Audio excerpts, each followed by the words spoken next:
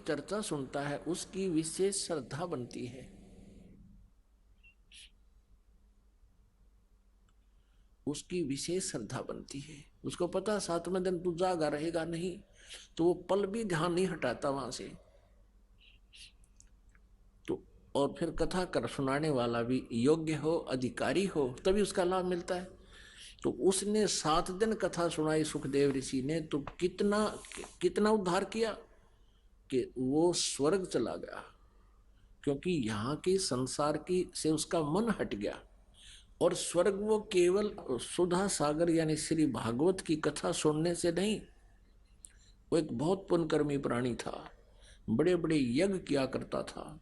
क्योंकि उस समय जो ब्राह्मण होते थे वो वेद का पाठ करते थे, वेदों के मंत्रों का पाठ करते थे, ओम नाम का जाप करते थे। और उन जैसा भी वो वेद अनुसार साधना करते और करवाते थे, वो यज्ञ होती थी, धर्म यज्ञ होते थे, भंडारे करते थे। तो उस यज्ञ के परिणाम स्वरूप वो स्वर्ग चला गया। लेकिन उस कथा ने इतना काम किया वो भी अधिकारी के द्वारा सुनकर, कि उसकी आस्था यहां से हटकर और श्रीमद् भागवत के अंदर वर्णित उस स्थान की भगवान श्री कृष्ण की महिमा से वो उसमें आस्था बन गई। और जहां आशा ता बासा हुई, मन कर्म वचन सुमरियो सोई, इस आधार से वहां चला गया। तो इन कथाओं से हमने पुण्यात्माओं एक बहुत निष्कर्ष निकालना अच्छा, और अपने जीवन को उसी तरह ढालना है। अब जैसे जैसे इन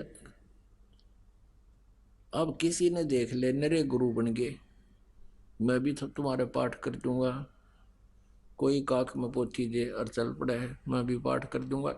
क्यों क्यों चल पड़ते हैं? क्योंकि उनको पता है पैसे चाहिए, और श्रद्धालुओं ने साधना करवानी है, अनुष्ठान करवाना है, और वो स्वयं ज्ञान से अपरिचित है श्रद्धालु, इसलिए इन नकली गुरुओं का और पाठकरणियों का दाव लगा हुआ है। ये तो ऐसे पाठकरणियां हैं। एक बार एक राजा ने महल घर बनाया, महल, और उसमें ब्राह्मण ने बता दिया कि इसमें विद्वान ब्राह्मणों से 5-7 ब्राह्मणों से जाप करवा दे, यानी पाठ करवा दे, मंत्रों के जाप करा दे, वेदों के मंत्रों के। तो ऋषि ने वजीर की ड्यूटी ला दी। भाई वजीर तू जा ढूंढ के, ब्राह्मणा ने एक अच्छा काशी विद्यापीठ पढ़ कर आया हुआ था एक ब्राह्मण, उसका पता लगा, तो वजीर ने वो बुला लिया। उसने अपनी साधना शुरू कर दी। प्रतिदिन एक मोहर दे दे वो मंत्री उसको दीक्षिणा की। 1-2 दिन जब उसने जाते हो गया, रोजाना एक मोहर मिले, एक असरफी, जो आजकल आज के हिसाब से लाओ तो 10-20 हजार की हो, मनवन जैसे 10 ग्राम की होती थी वो, आजकल तो 26,000 रुपये 25,000 रुपये तोड़ा हो रहा है। तो वो एक असरफी यानी एक मोहर लेकर आव डेली। उसकी पत्नी ब्राह्मणी ने नए तक कपड़े सिलवाए, नए मंगाए जूते, और फिर उसी कॉलोनी की स्त्रियां एक कुएं पर जल लेने जाती हैं। तब वहां देखती हैं एक दूसरे को कि इसमें क्या परिवर्तन किस कारण से हुआ। बड़े सुंदर कपड़े पहन रही है, अच्छे बढ़िया जूते पहन रही है। पूछा उसने दूसरी ब्राह्मणी ने, क्या कारण है, आपने तो बड़े अच्छे कपड़े पहन रखे। उसने बताया, मेरा पति जो है राजा के यहाँ जाप करने जाता, मंत्रों के, वेदों के मंत्रों के, और रोजाना राजा एक असरफी देता है। तो उसने अपने पति ब्राह्मण से कहा कि ऐसे ऐसे फलानी का घरवाला डेली वहां मंत्रों का जाप करने जाता है, एक असरफी देता है, राजा आप भी जाओ। वो कहने लगा, भगवान वो तो विद्वान है, काशी पढ़ कर आया है,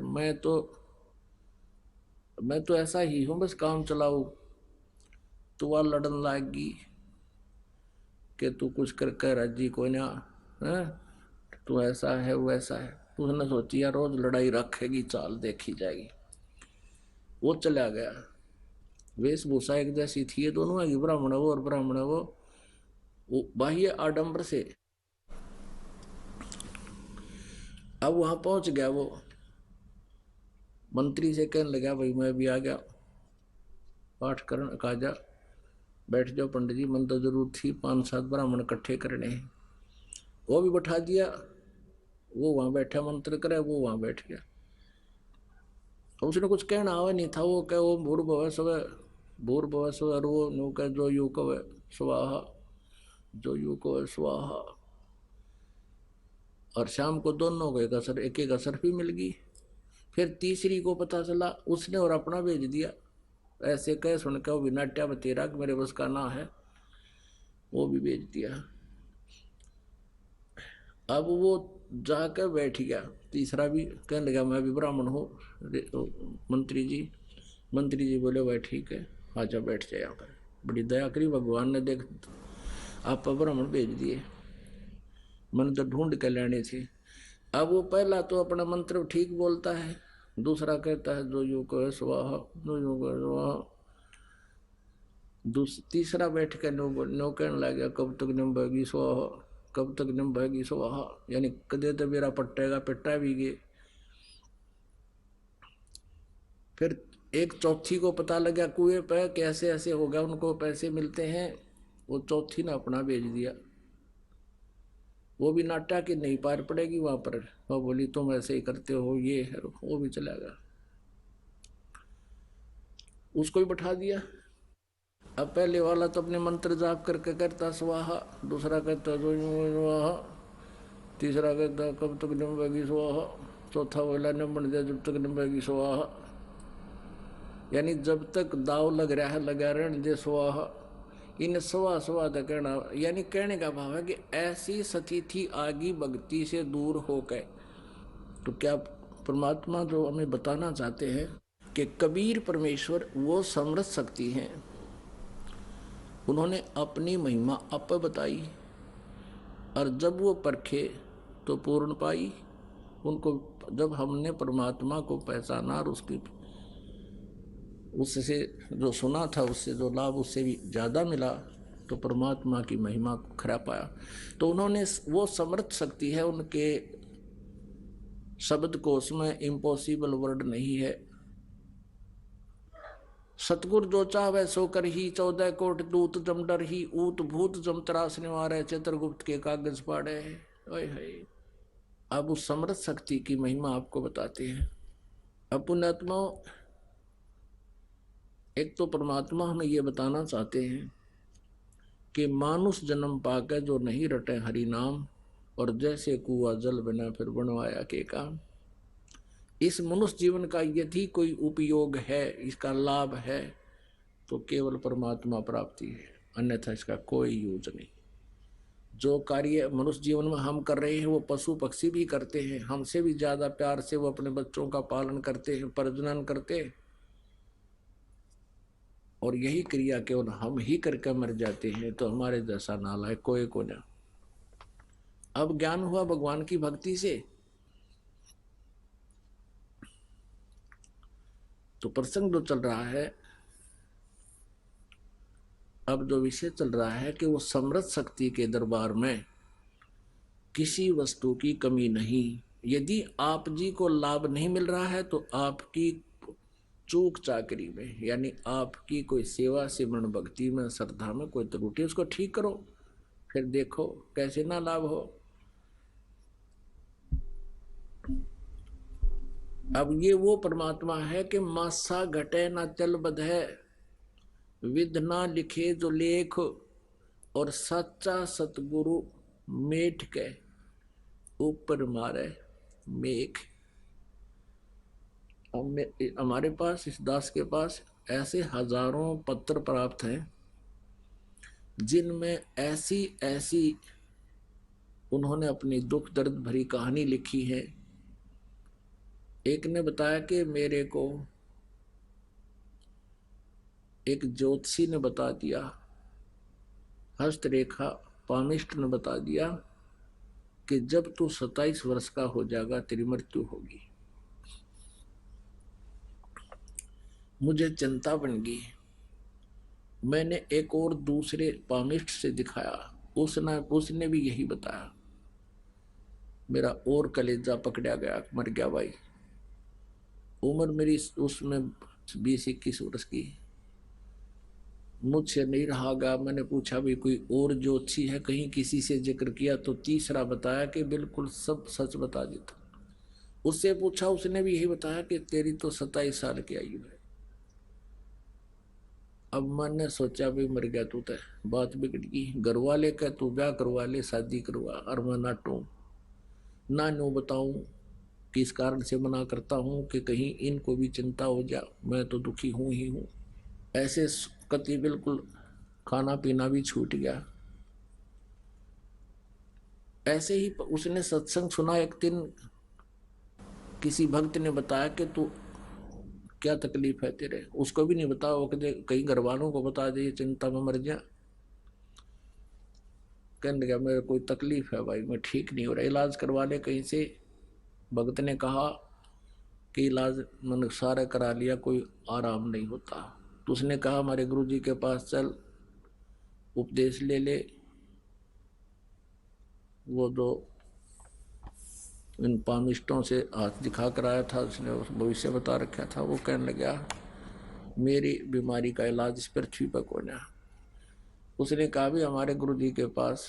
तो बीमारी बात बता कह है, परमात्मा कबीर जी का, कबीर जी जो है ना, उम्र भी बढ़ा देते हैं।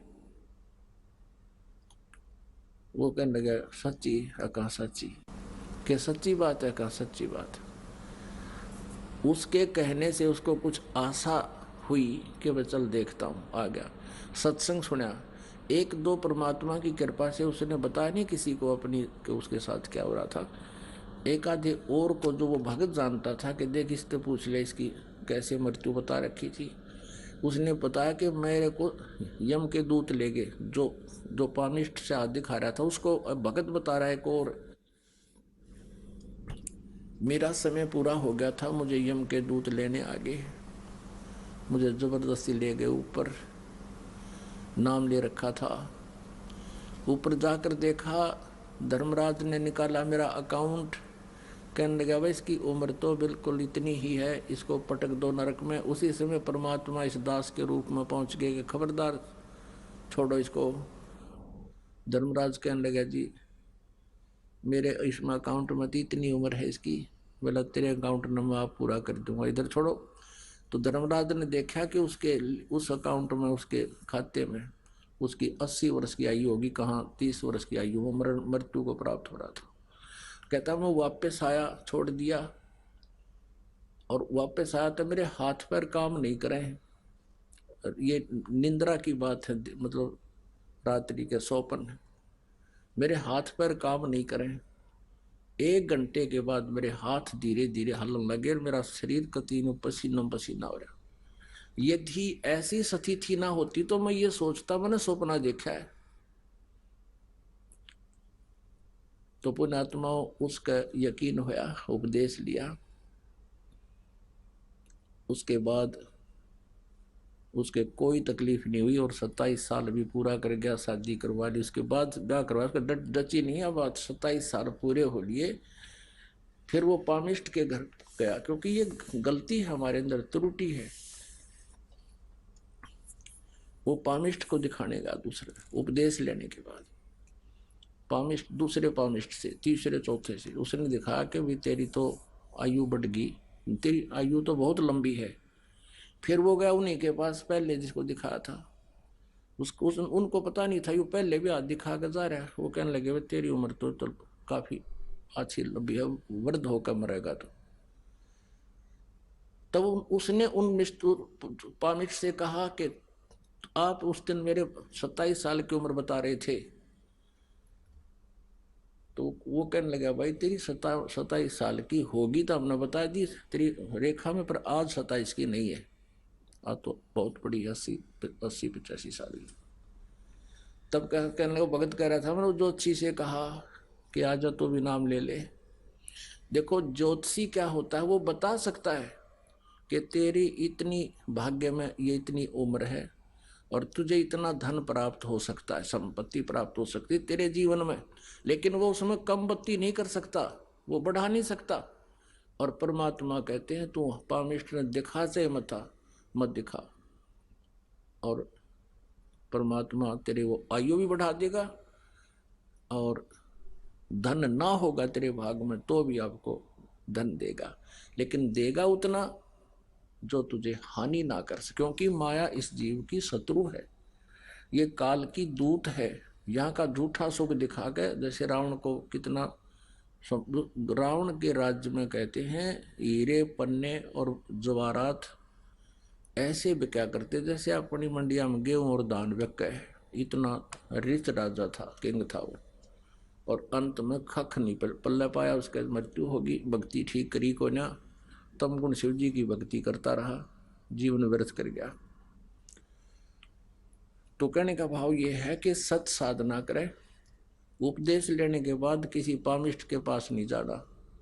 वहां जाने से फिर आपकी भक्ति खंड हो जाएगी, भगवान से अविश्वास होगा, परमात्मा रुष्ट हो जाएगा। तो ये मर्यादाएं ठीक रखते हुए आप साधना कीजिए, और फिर देखना भगवान की भक्ति के ठाठ। मासा घटे न तल बधे, बिदना लिखे जो लेख, सच्चा सतगुरु मेट कर ऊपर मारे मेख।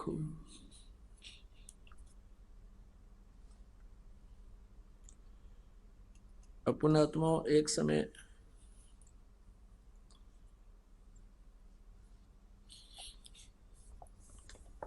एक सिकंदर लोधी नाम के राजा थे। सिकंदर लोधी दिल्ली के बादशाह थे। उनको असाध्य रोग हो गया। अब राजा के पास तो सारी व्यवस्था होती है, उसके पास धन भी होता है, और वैद्य डॉक्टर भी उनके पास तो बहुत अच्छे अच्छे होते हैं, और साधु संत फकीर भी होते हैं, जो जंतर मंत्र करने वाले आध्यात्मिक गुरु भी उनके खूब होते हैं। सब कुछ सुविधाएं उपलब्ध थी, लेकिन उसका जो असाध्य रोग था, जलन का रोग था। जलन का रोग ऐसा होता है जैसे शरीर के ऊपर किसी भी अंग पे गर्म चाहे गिर जावे, या अग्नि गिर जावे, दीपक गिर जाए तो वो जल जाता है। उसमें कितनी पीड़ा होती है, जिसका जला हो वो जान सकता है। इतना दर्द होता है, बहुत बुरा हाल हो जाता है। और जलन का रोग ऐसा ही दर्द पीड़ा युक्त होता है, लेकिन उस पर जला हुआ ऊपर से नजर नहीं आता कि इसका कहीं से जल गया है। इतनी भयंकर पीड़ा से वो पीड़ित था सिकंदर लोधी। सब जगह इलाज करा लिया, सब जगह। अब राजा के पास तो एक वैद्य की जरूरत पड़े, 4 इकट्ठे कर दे मंत्री लाके, और मुंह मांगा इनाम बोल दिया कि जो मुझे स्वस्थ कर देगा उसको मुंह मांगा इनाम, जो पैसे लेगा वो एक्स्ट्रा दूंगा। अब वैद्यों ने बता दिया कि राजन, हमने आज तक जिसका ट्रीटमेंट किया उसका रोग नहीं छोड़ा, लेकिन आपके ऊपर हमारी कोई भी औषधि काम नहीं कर रही। कारण क्या है? क्योंकि फिर ऋषि साधु संत बुलाए जाते हैं, वो बताते हैं कि आपके प्रारब्ध के अंदर, पहले तो वो जंतर मंतर करवाते हैं, ये चढ़ा दे, ऐसा कर दे, वैसा कर दे। जब कुछ भी ना होता उससे लाभ, फिर कहते हैं तेरे भाग में लिख रखा है, तेरे प्रारब्ध में लिखा है, ये तो भोगना ही पड़ेगा। अपुणात्माओं, भाग में लिखे हुए को कोई नहीं टाल सकता, लेकिन भगवान टाल सके।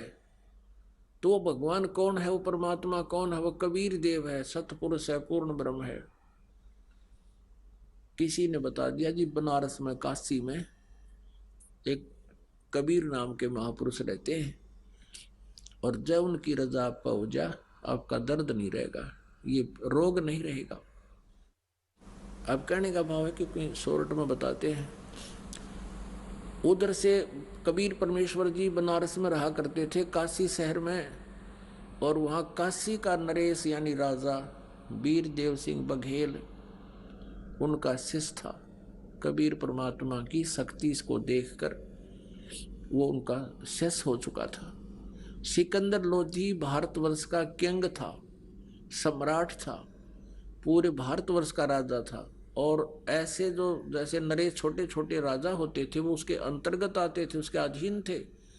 जैसे प्रधानमंत्री के अधीन सभी मुख्यमंत्री होते हैं प्रांत के, तो ऐसे वो काशी का नरेश जो राजा था, वो सिकंदर लोधी का उसके प्राचीन था, उसके अंतर्गत आता था। वो छोटा राजा था, सिकंदर लोधी बड़े राजा थे, सम्राट थे।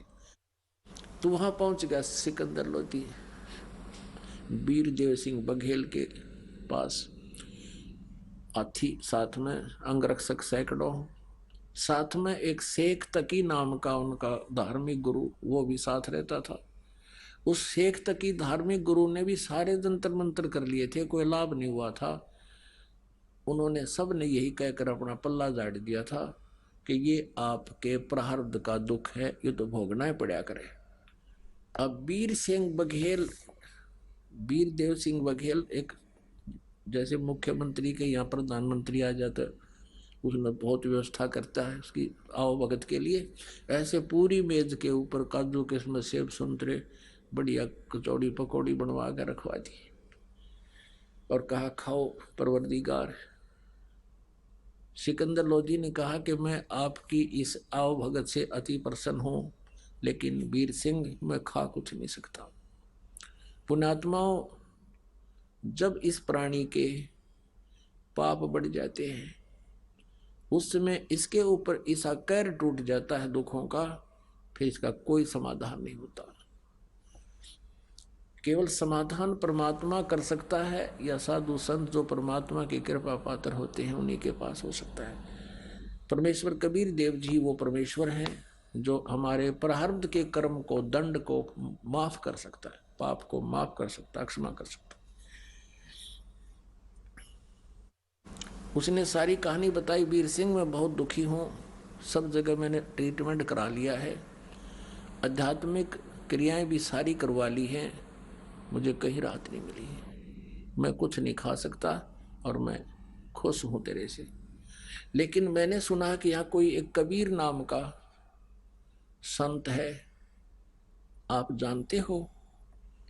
अब वीरदेव सिंह बघेल इसलिए नहीं बताना चाहा था कि कबीर जी एक सिंपल से उसमें क्रिया में रहते थे, जुलाहे थे, झोपड़ी में रहते थे, इसलिए नहीं बताना चाहो थे कदे यू सैन सा और मेरे तो नाराज ना हो जा जब मैं ये कह दूंगा कि वहाँ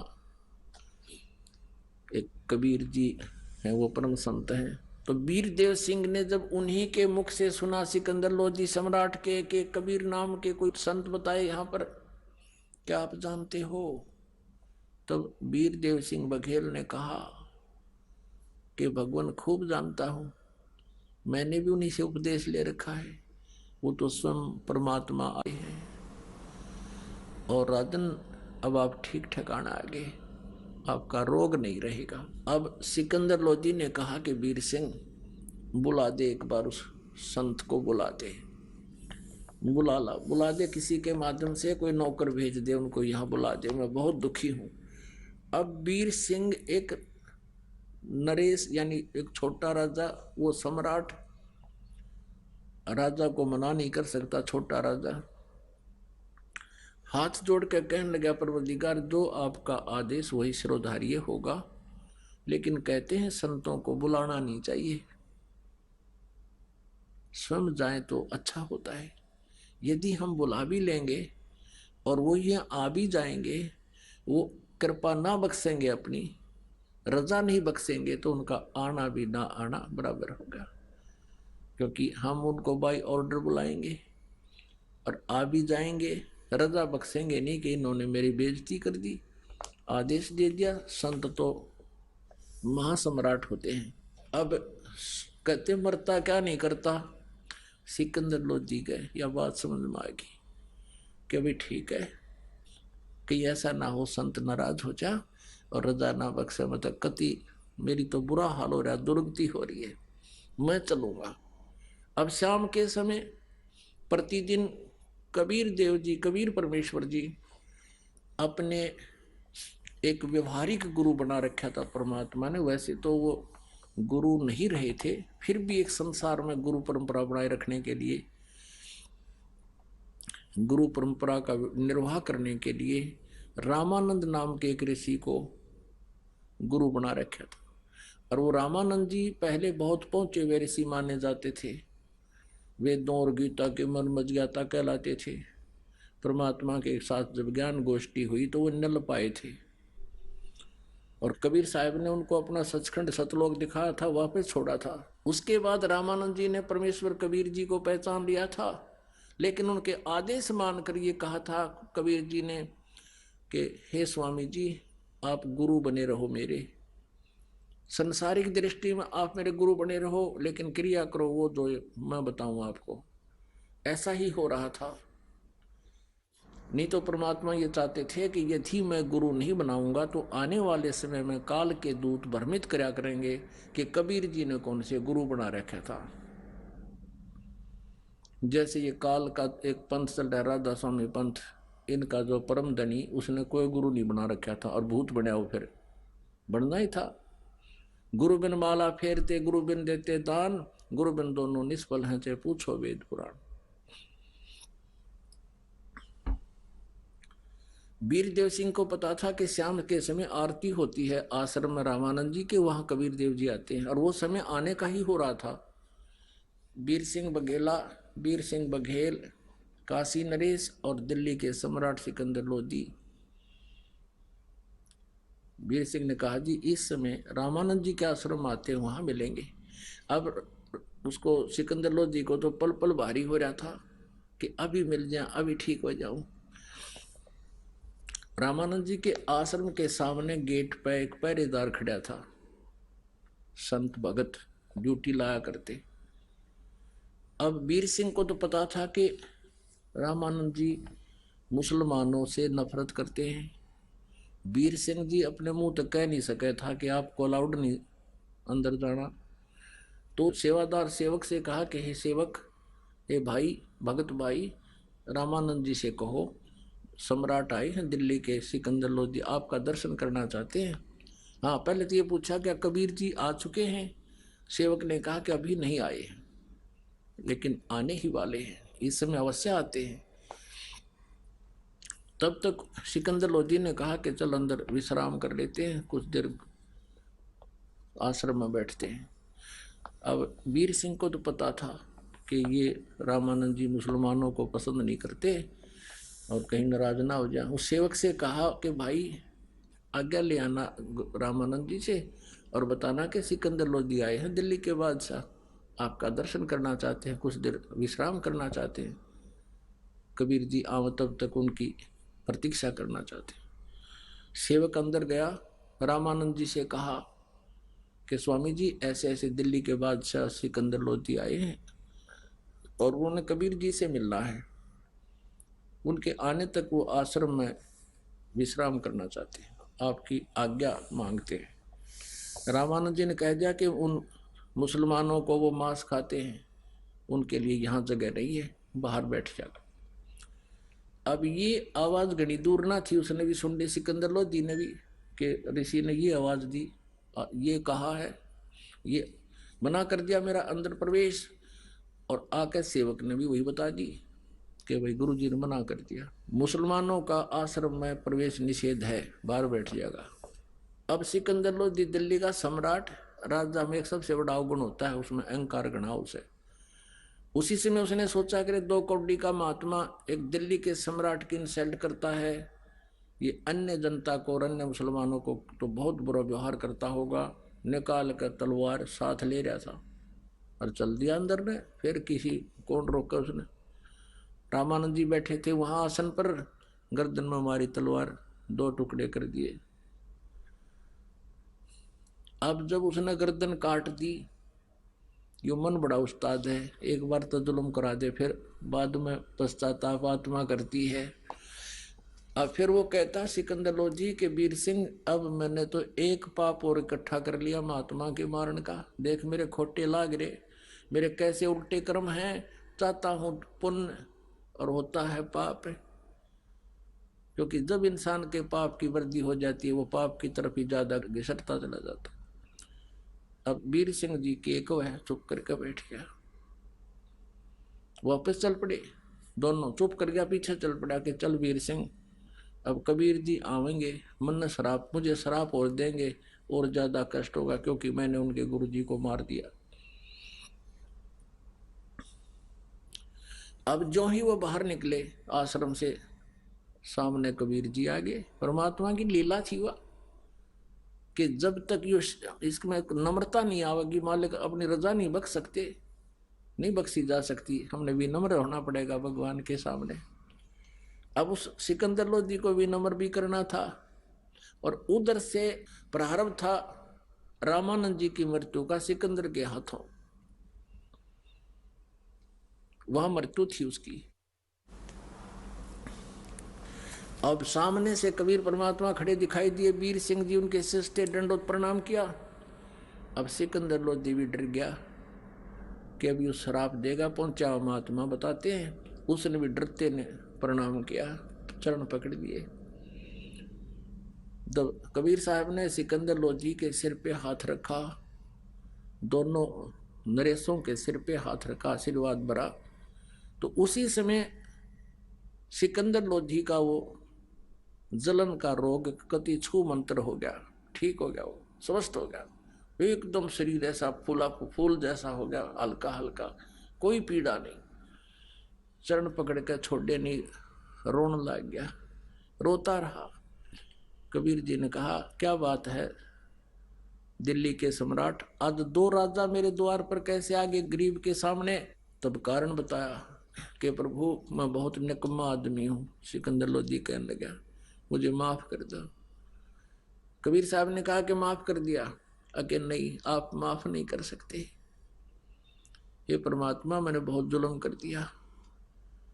मैं जिस काम के लिए आपके दर्शनार्थ आया था, वो मेरा दुख तो आपके आशीर्वाद से ठीक हो गया, लेकिन परमात्मा, हे अल्लाह की जात, मैंने एक जुल्म कर दिया, आप अक्षमा नहीं कर सकते मुझको। परमात्मा कबीर जी ने कहा, कोई बात नहीं, मैंने अक्षमा कर दिया, बता क्या बात है। सारी कहानी बताई जी, ऐसे ऐसे बात थी, हम आपकी प्रतीक्षा के लिए आश्रम में कुछ समय के लिए विश्राम की आज्ञा मांगी थी, और आपके गुरुजी ने अब शब्द कह दिए कि मैं मुसलमानों को प्रवेश नहीं करने देता, ये मांस खाते बाहर बाहर बैठ जाएगा। ये मेरा एक पाप था, मेरे अंदर अहंकार था, मैं राजा, मैंने सोचा 2 कौड़ी का महात्मा एक दिल्ली के बादशाह की बेइज्जती कर दी, मेरे से जुल्म हो गया, आपके गुरुजी को की हत्या कर दी। अब परमेश्वर कबीर जी कहने लगे, कोई बात नहीं, आ जाओ, इसका अंतिम संस्कार करवा के जाइयो, आप ऐसे नहीं जाना, दुनिया पता नहीं क्या क्या कहेगी आपको, आ जाओ। अब कुछ नहीं कहा परमेश्वर कबीर जी ने उनको, ना बद्दुआ दी, ना नाराज हुए। अब सिकंदर लोधी ने वीर सिंह से कहा, वीर सिंह भाई, मुझे आज परमात्मा मिल गए, ऐसे महापुरुष आशीर्वाद से मैं स्वस्थ हो गया, मैंने ऐसा जुल्म कर रखा है इन्होंने, मुझे खुरकाया धमकाया भी कोई नहीं। अंदर जाके देखा, रामानंद जी के 2 टुकड़े, सिर अलग धड़ अलग, तो पता था ही उन्हें। तो परमात्मा ने दंडोत प्रणाम किया अपने गुरुदेव को, और फिर खड़े हुए, चरण छुए, कहा, गुरुदेव उठो, आरती का समय हो गया है। वो दूसरे भगत कहते हैं जो आश्रम में थे, कबीर, ए कबीर जी, महाराज जी को तो मार दिया सिकंदर लोधी ने। इतने सिकंदर लोधी आएगा पीछे थे, वो सारे डरे हुए थे कि फिर आ गया, फिर मारेगा। वो चुप हो गए। परमात्मा बोले, भाई, कबीर साहब कहने लगे, कोई किसी को नहीं मारता, अपने गुरुजी का प्रारब्ध था इनके हाथों। नकित सिकंदर लोधी दिल्ली से चलकर आया, और कहाँ अपने आश्रम में, के मतलब था इस कहने का, भाई यह जो संस्कार है ना अपने गुरुजी का, इसके हाथों ही मरना था। और अपने गुरुजी की आयु इतनी थी, उस समय रामानंद जी की आयु लगभग 150 वर्ष के आसपास, 120 के आसपास थी, 120-22 साल की, 30 वर्ष की होंगे, वो मृत्यु होगी कि इसकी इतनी आयु थी। फिर परमात्मा ने क्या किया, कहा कि उठो गुरुदेव, आरती का समय हो गया, और दिल्ली के बादशाह आपके दर्शनार्थ आए हैं। इतना कहा था कि वो धड़ के ऊपर वो गर्दन अपने आप आकर लगगी, और जीवित हो गए और बैठ गए। बैठ के नु देखा चारों तरफ, नीचे देखा, सामने सिकंदर लोधी खड़ा। फिर वही माथे में त्योड़ी पड़ी, माथे में बल गिर गए। यू कैसे आ गया आश्रम में मुसलमान, हिंदू के आश्रम में। फिर सामने क्या देखा कि उसका जो गर्दन कटी थी उसमें से दो धारा बह रही थी, एक दूध की, एक रक्त की, खून की। कबीर परमेश्वर जी से जानना चाहा रामानंद जी ने, क्योंकि वो जानते थे कि ये परमात्मा है।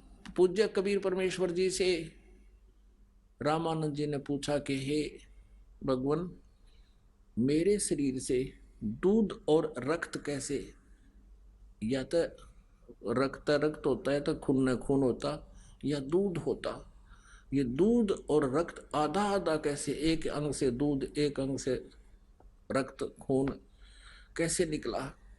तब परमेश्वर ने बताया कि हे प्रभु, हे स्वामी जी, पहले आप केवल ब्राह्मणों को दीक्षा देते थे और अन्य यानी शूद्रों को, अन्य जाति वालों से आप नफरत करते थे।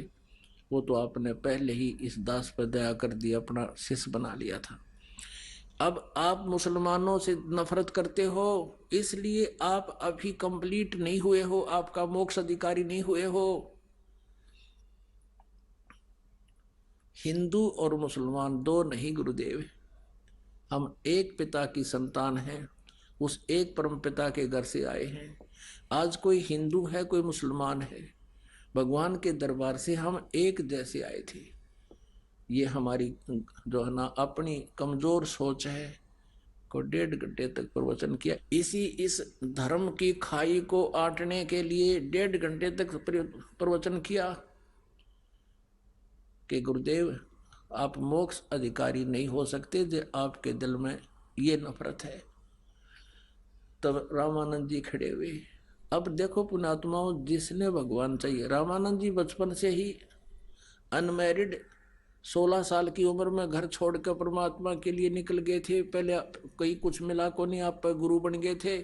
फिर परमात्मा दयालु आकर उनको मिले, सचखंड दिखाया, अपनी सतीथि से परिचित कराया, फिर वो वापस आए। अब वो 140-50 साल के हो गए थे और मृत्यु, उसका प्रारब्ध इतना ही था, मालिक ने बता दिया था कि आपका जीवन नहीं था आगे और आपका मोक्ष अभी होना नहीं था, इसलिए मैंने तुझ आपकी आयु बढ़ाई है अब, और भक्ति कर ले और नफरत छोड़ दे गुरुदेव। तभी खड़ा होकर के सिकंदर लोधी को सीने से लगा लिया रामानंद ने उस मुसलमान को और कहा, बेटा मैं तो दुर्बुद्धि जीव था, मेरी आंख खोल दी, आज मैं मर जाता, मोक्ष भक्ति योग्य हुआ नहीं था और कल न मैं पशु बन जाता। परमात्मा ने कहा कि रामानंद जी, आज आप ब्राह्मण हो, हमारे संस्कार बहुत पिछले युगों युगों से मिले जुले हैं, अगला जन्म मनमाना आपका मुसलमान के घर जन्म हो जा, फिर आप हिंदुओं से नफरत करोगे। इस तरह के प्रवचन सुनकर रामानंद जी की आत्मा साफ होगी, गदगद हो गया और सिकंदर लोधी को सीने से लगा लिया और कहा, बेटा मेरे से गलती होगी, माफ करना, मैं दुर्बुद्धि जीव था, ये परमात्मा मिल गए मुझे, इन्होंने मेरा सारा अंधेरा हटा दिया। उसके बाद रामानंद जी ने किसी से नफरत नहीं की। परमात्मा कहते हैं, जब तक हमारे हृदय में इस तरह के भी खरपतवार ये भरे पड़े हैं तो भी हम मोक्ष अधिकारी नहीं। तो पुण्यात्माओं, सतगुरु जो चाहे सो कर ही, 14 कोट दूत जम डर ही, ऊत भूत जम त्रास निवारे, और चित्रगुप्त के कागज पाड़े। अब यहाँ पर बहुत से ऐसे भी व्यक्ति आते हैं जो सब जगह घूम लिए, प्रेत आत्मा पीछा ना छोड़ती, ऊत भूत होता है वो, और ये संस्कार होते हैं वो उनके। अब परमात्मा क्या करते हैं, भूत कौन है, वो भूत भी पहले मनुष्य था और उसने जो मनुष्य जीवन में जो पाप करे, भक्ति ठीक करी नहीं, आज वो जीव भूत बन गया। वो भूत भी, प्रेत जो है, ये भी एक मनुष्यों की कैटेगरी होती है। जैसे मनुष्यों का कई हजार प्रकार बताए, उनमें से एक होती है। अब सूक्ष्म शरीर उसके साथ होता है तो वो पिछले संस्कार से उसके साथ चिपका रहता है। अनोखी नो बात सब आई के सत्य है, बिल्कुल नो कहा ऐसा ही है। अब परमात्मा के यहाँ दरबार में आने से परमात्मा उनके भी संस्कार अलग अलग कर देता है। सभी प्राणी उसी आत्मा के, परमात्मा के हैं, चाहे कोई पितर है, कोई प्रेत है, कोई देव है, दानव है, जीव है, चींटी है, सबका उद्धार चाहता है वो। तो परमात्मा कहते हैं सतगुर जो चाहे सो कर ही, 14 कोट जम के दूत उस परमात्मा से डरते हैं। और ऊत भूत जम त्रास निवारे, और चित्रगुप्त के कागज पाड़े। अब चित्रगुप्त के कागज पाड़ना मासा घटे ना चल बधाए, विध ना लिखे जो लेख, और सच्चा सतगुरु मेट गए ऊपर मार दे मेघ।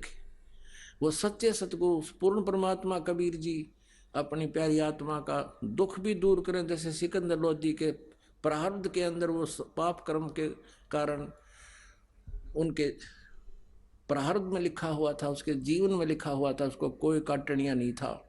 ना ब्रह्मा जी काट सकते, ना विष्णु जी काट सकते, ना शिव जी काट सकते, ना ब्रह्म ना पर ब्रह्म, केवल परम अक्षर ब्रह्म।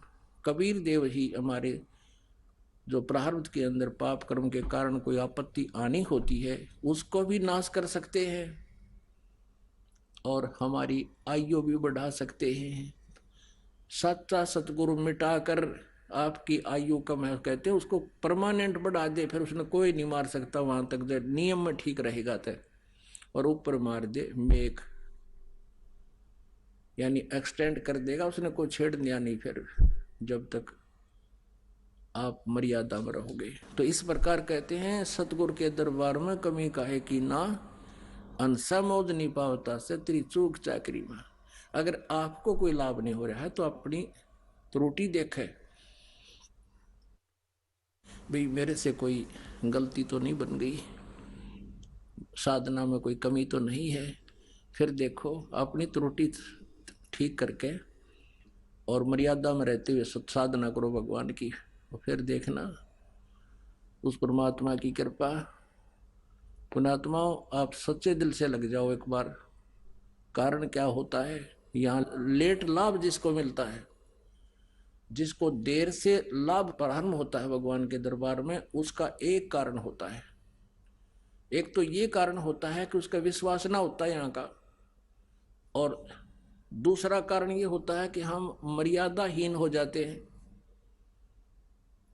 यहां से हम नाम सुनकर नाम लेकर गए, किसी ने बहका दिया कि वहां जाते ठीक होगा, तो आप ये सोचते हो चल वहां चल लेते हैं, तो यहाँ का लाभ समाप्त हो गया, आपका नाम खंड हो गया।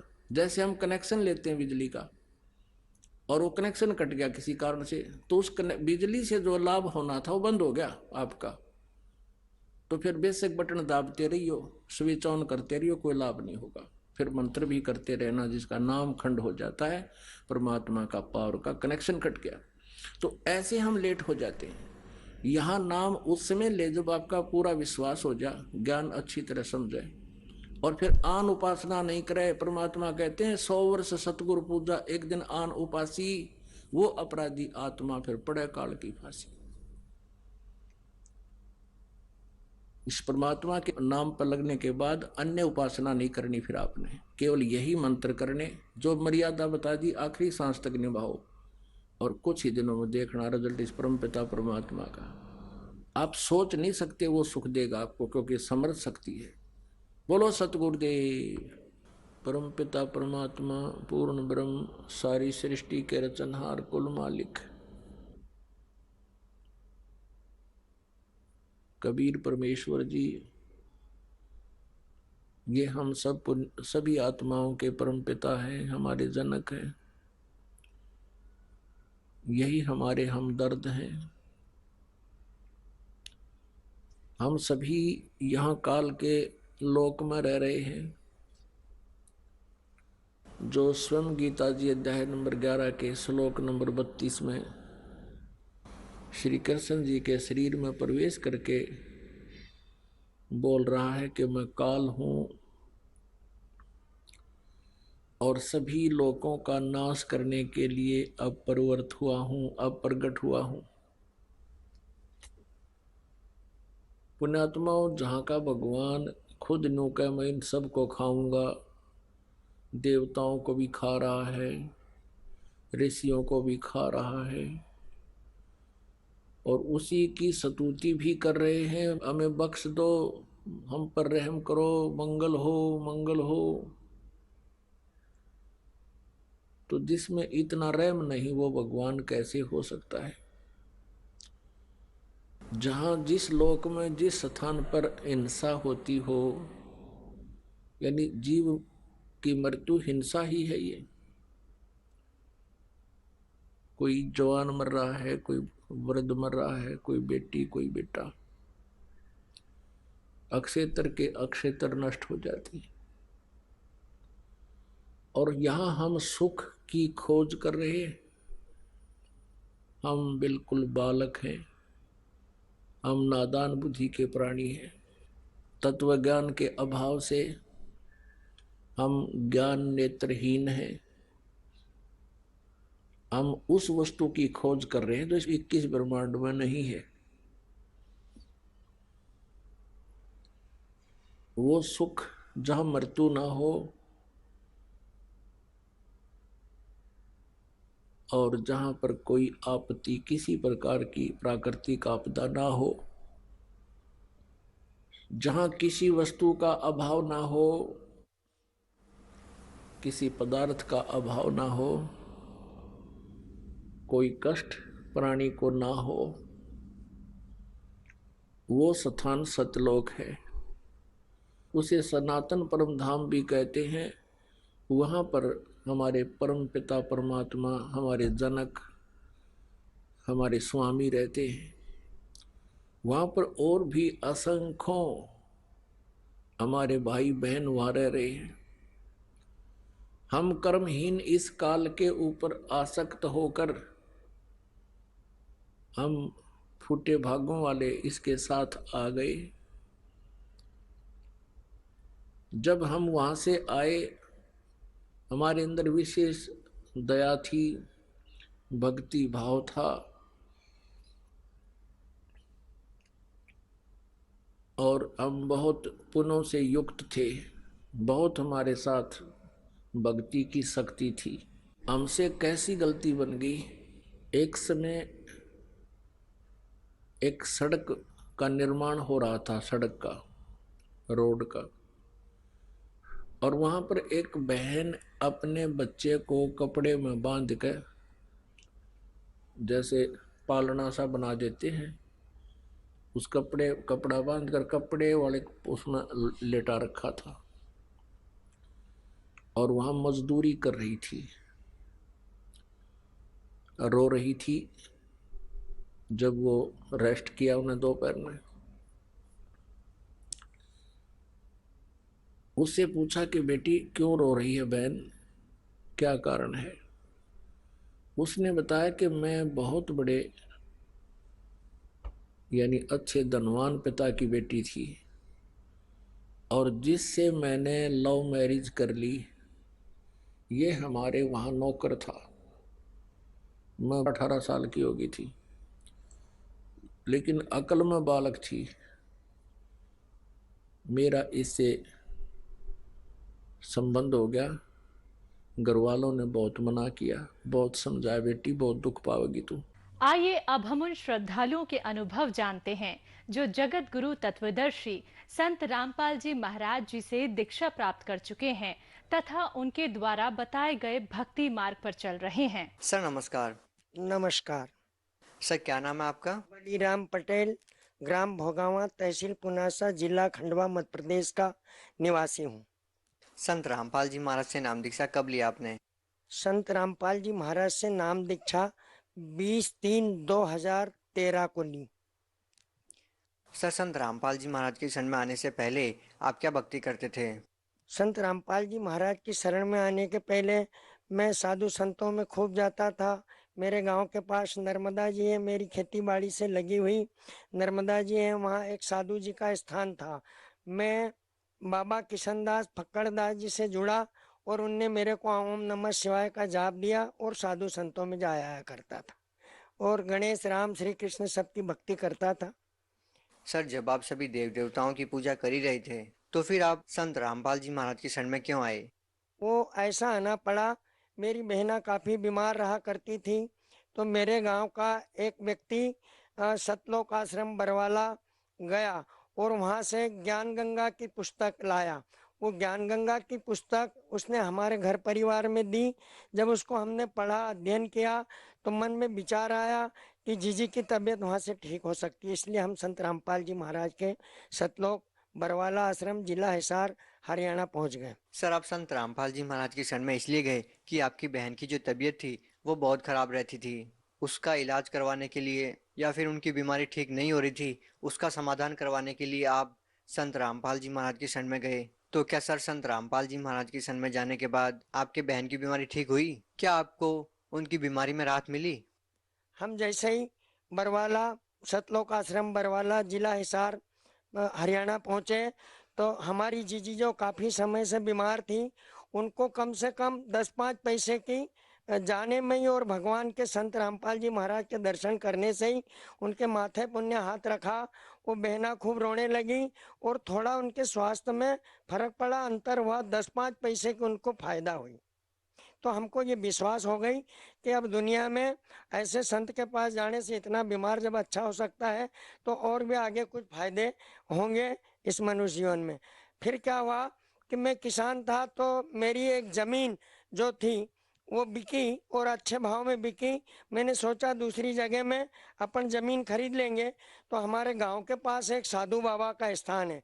उस साधु बाबा ने मेरे बेटे से 6.5 लाख रुपए, 6,51,000 रुपए ले लिए और कहा कि भाई ये आप दे दो, हम कुंभ के मेला में ये साधु संतों में भंडारा करेंगे और तुमको डबल पैसा दे देंगे। अब साहब वो हमको परेशान करने लग गए। अब जब भी हम जाएं बोले 4-8 दिन में दे देंगे, 4-6 दिन में दे देंगे, 10-5 दिन में दे देंगे। ऐसा करते करते हम 2-4-6-8-10 महीने तक जाते रहे। सब पैसे के लिए दिक्कत हो गई, मेरे पे कर्जा हो गया। गरीब आदमी, किसान आदमी, घर में झगड़े होने लगे, कर्जे वालों की तगादा होने लगी। बार बार उनके पास जाकर कहने लगे। उनने ऐसा करते करते हमको काफ़ी समय निकाल दिया। फिर दिमाग में ये बात आई कि बहना को हम वहाँ सतलोक आश्रम ले गए थे, जरूर क्यों ना गुरुजी की, संत रामपाल जी महाराज की शरण में चलें, जरूर वहाँ से अपना पैसा कुछ भी देने के लिए वो कहेंगे। और विश्वास हो गई थी मन को। हम वहाँ गए, परमात्मा के दर्शन किए। संत रामपाल जी महाराज ने, हमारी घरवाली ने और हमने ये बताया कि हमारी ज़मीन का पैसा बेच के बेटे से इनने ले लिया है। महाराज खूब हंसे और महाराज जी ने कहा कि हमने जो ये भक्ति तुमको करने के लिए दी है, इसको करते रहना, तुम्हारा गुरु महाराज सब पैसा ढीले से दिलवा देंगे। ऐसा कुछ रहा कि कुछ समय के बाद उनके गुरु जी आए, जो गांव में साधु जी उनके गुरु, इधर मथुरा के आसपास कोई उनका छापा गांव में कोई स्थान है, वहां से आए। उनने धीरे धीरे हमको 4 लाख रुपए के चेक दिलवा दिए। चेक को बैंक में डाल रहे थे, बैंक से वो उसका पैसा नहीं निकल रहा था, बाउंस हो जा रहा था।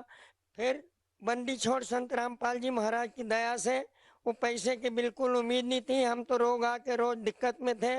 परमात्मा की ऐसी दया हुई, वो पैसा मेरा निकल गया। वो पैसा मेरे को वापिस उस साधु के द्वारा मिल गया। और मैं काफ़ी समय से जो बवासीर की बीमारी से बीमार था, भोजन टाइम से कर नहीं पाता था, और 10-12 चिलम गांजा पीने की जो मेरे को आदत पड़ी हुई थी, वो मेरी आदत छूट गई। और कर्जे में था, मेरा सब कर्जा दिवा गया, कर्जा निपट गया। और आज मैं सब बातों से सुखी, चैन अमन से हूँ और सारी दिक्कतों झंझटों से दूर होकर के चैन अमन का जीवन जीता हूँ। गांव में रहता हूँ, किसान हूँ। ये मेरे को फायदे हुए और ऐसे छोटे छोटे अनेकों लाभ हुए मेरे को। एक बार मेरी जमीन की एक पावती गुम हो गई।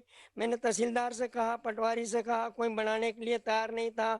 मैंने परमात्मा से अर्जी लगाई, बार बार परमात्मा को निवेदन करा। संत रामपाल जी महाराज रात को मेरे सपने में आए। यही सफ़ेद कुर्ता पजामा और जैकेट पहने थे, माथे पे साफा बांधा था। ऐसे ही मेरे मामा जी की हुलिया थी, हंस रहे थे, मेरा नाम बोला, अरे बलीराम पटेल सोया है, तेरी पावती नहीं बन रही है। मेरे को रोना आई, मैंने कहा नहीं बन रही, काफ़ी समय से परेशान हूँ, लोग परेशान करते हैं, पावती नहीं बढ़ा रहे। परमात्मा की, संत रामपाल जी महाराज की, उस भगवान की, उस परमात्मा की, उस गुरु जी की ऐसी दया हुई कि मेरे को एक पावती नहीं, 4-4 पावतियां बना करके दे गए। एक तहसीलदार ने बना दी, एक पटवारी ने बना दी, एक एसडीएम ने बना दी, एक कलेक्टर ने।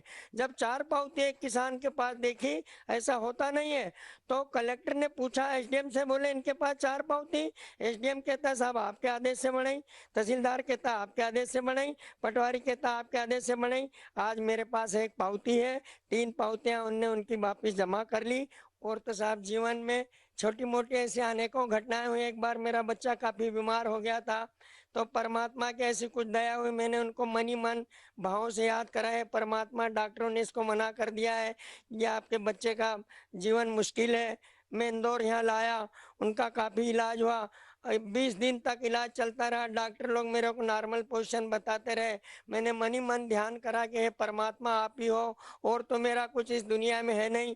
संत रामपाल जी महाराज की ऐसी दया हुई, मेरा बच्चा अच्छा है, चंगा है, आज वो डॉक्टर है। मैं पूरे परिवार के साथ गाँव में रहता हूँ, घर रहता हूँ, किसान हूँ, आबाद हूँ, और अच्छे से खाता पीता हूँ और कर्जे से मुक्त हूँ। और ऐसे मेरे को अनेकों लाभ हुए। सर, जैसा कि आपने बताया कि पहले आप गांजा पीते थे, चिलम पीते थे, आप बहुत नशा करते थे। सर, आपका वो नशा कैसे छूटा? वो नशा, मैं जैसे ही बरवाला सतलोक आश्रम जिला हिसार हरियाणा गया, तो संत रामपाल जी महाराज की ऐसी कृपा हुई कि उनने मेरे माथे पे हाथ रखा दर्शन करते ही, तो मेरे मन के भाव अपने आप एकदम बदल गए। और वहां से मेरे मन में ये भाव आ गया, ये सब बुरी लत है। आज मैं न कोई गांजा, न कोई भांग, न कोई गुटखा। मेरे को गांजा, भांग, गुटखा, कमला पसंद कम से कम 100-150 रुपए की खर्चा लगती थी। दिन में 25 चिलम गांजा लगता था, 10 गुटके लगते थे, 5-7 कमला पसंद खाता था। वो सब छूट गई और सारी विविधाओं से दूर होकर के आज मैं बड़ा चंगा हूँ और खुश हूँ। सर, यहाँ पे आपने एक हैरान करने वाली बात बताई है कि पहले आप बहुत नशा करते थे, लेकिन संत रामपाल जी महाराज के शरण में जाने के बाद उन्होंने जब आपको आशीर्वाद दिया और उनके आशीर्वाद से आपके मन के भाव ही बदल गए। सर, ऐसा देखने में आता है कि जो लोग नशा करते हैं वो चाह कर भी नहीं छोड़ पाते। सरकार इसके लिए बड़ी बड़ी योजनाएं लेके आती है, नशा मुक्ति केंद्र खोलती है, उसके बावजूद भी लोग नशा नहीं छोड़ पाते हैं, सरकारें भी नशा नहीं छुड़वा पाती है।